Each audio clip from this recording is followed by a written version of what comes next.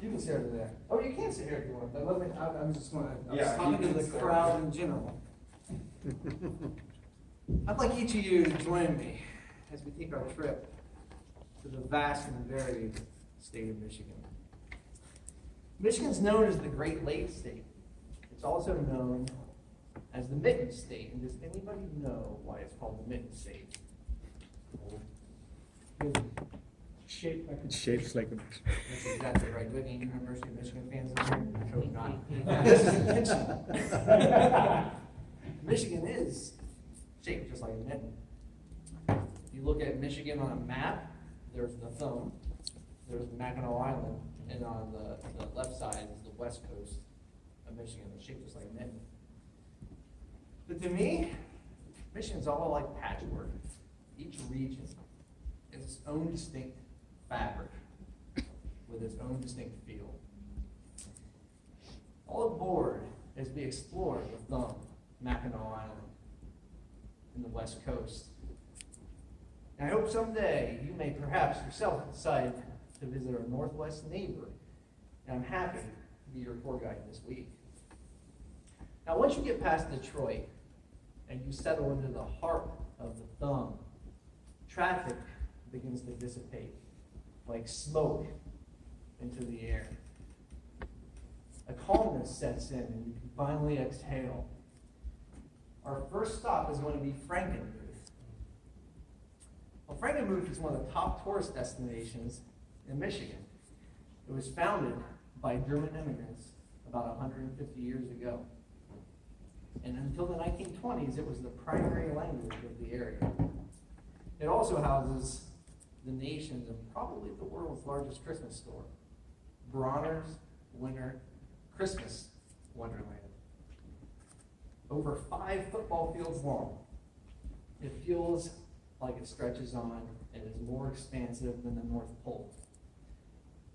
But we're not going to get much time to sightsee here because my 5-year-old just spotted next door there's a hotel with a couple water slides peering out. That's right. Frankenmuth is also home to 2 hotels with indoor water parks. And guess where we're staying tonight? Heading farther north, we make our way to the famed Mackinac Island. Approaching the island by ferry, we witness its natural beauty. My goodness, that smell! The visuals do not match the smells. And those scents make sense once you realize there are no vehicles allowed on this island. What you're smelling is the urine and feces of the horses in downtown Mackinac. Kids, that water along the curbside that's pulling up, don't splash in that. That's not rainwater. Notwithstanding, it's a place truly frozen in time. It's transformed from a fur trading post to a battleground, then a summer retreat for the wealthy during the Victorian period, and finally, a tourist destination. It's arguably has the most famous hotel in the world, and the Green Hotel's housed 5 presidents. And what we're going to do is we're going to pull our $10 out and use that $10, which is the fee, simply to walk the grounds of the hotel. We get to witness its 660-foot front porch, the longest in the world. It feels like it stretches on for eternity. But on this horse-drawn island, we do not plan to pony up that cash to stay there that night, which is $800 per family per night. Let's go down to the West Coast. The West Coast of Michigan is expansive and charming.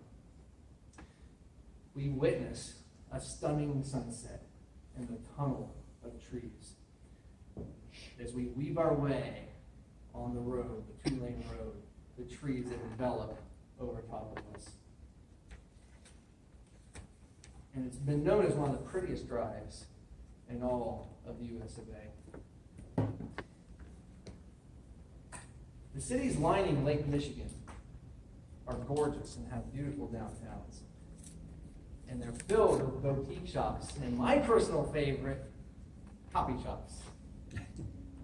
We didn't hesitate to stop at one of those.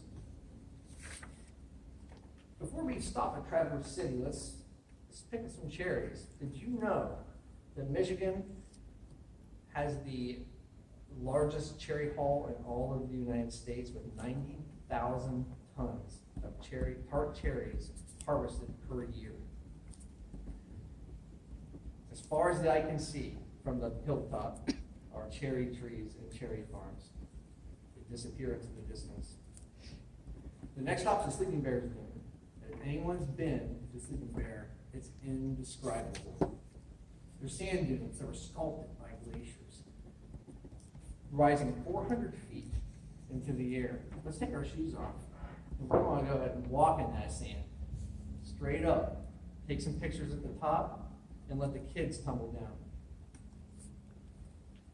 Our subsequent stop is Holland, Michigan. Holland, Michigan has the last windmill that the Dutch government has allowed to escape the Netherlands border. Marvel at the bullet holes in the blades, which came straight from World War II. Our last stop on the shoreline is one of the countless beaches that dot Lake Michigan. Lake Michigan's waters are beautiful, and they look like something straight out of the movies, with its Bahama-like turquoise water, turquoise-colored water that gently beat into the sugar sand. Well, I hope you've enjoyed our tour of Michigan this week. It's mirrored the vacation I took recently. All the stops I mentioned are the same stops we took. We visited the Thumb, Mackinac Island, and the West Coast. Along the way, I hope you learned a great deal about the Great Lakes State. And one interesting fact is no matter where you're at in Michigan, you're at most 85 miles from a Great Lake. But I forgot one thing, our theme of the night. In 1935, 1 year before the Olympics, the Berlin Olympics, Jesse Owens set 4 world records at track at the University of Michigan while running for the Ohio State University. Who'd have thought it? And there's a plaque even honoring him. Honoring a Buckeye. It's like oil and water. Hopefully our concise tour has been enlightening, and I hope that each of you consider taking your own vacation inside of our virtual tour. Mr. Toastmaster.